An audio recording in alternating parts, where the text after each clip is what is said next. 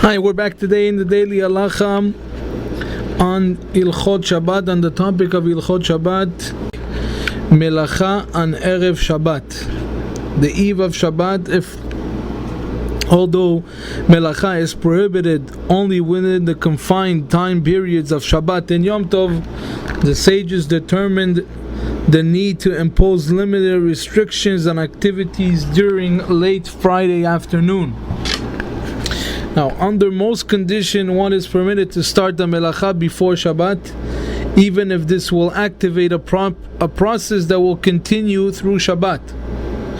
The Torah prohibited only the initial Melacha act on Shabbat, not the process of the Melacha that follows on its own momentum. This halacha principle can be illustrated with the Melacha of melabin, scouring. Soaking soiled garments is the Melacha of malbin, because the soaking process loosens and dissolves stains that are absorbed in the fabric.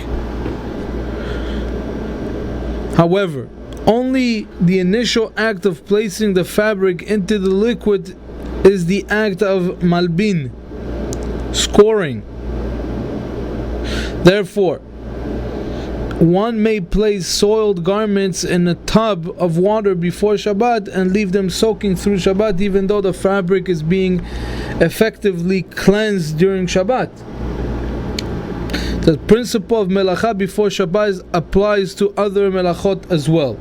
For example, Zorea, sowing, one may leave a lawn sprinkler running on Shabbat if the act of the watering, in other words, the act of turning on the water, was completed before Shabbat. Of course, one may not turn on the water and increase the flow, since adding more water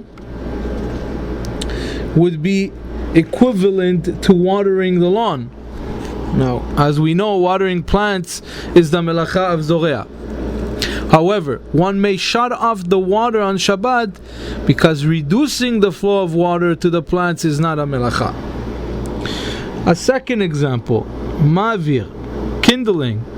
One may light a candle just before Shabbat, even though it will continue to burn through Shabbat. Again, based on this principle that we just mentioned, that acting or making a melacha before Shabbat, even though it will continue during Shabbat, is permissible. A third example is tovea, dyeing. One may leave fabrics or material soaking in a dye solution over Shabbat, as long as the material being soaked is not touched on Shabbat and nothing else is done to enhance the dyeing process.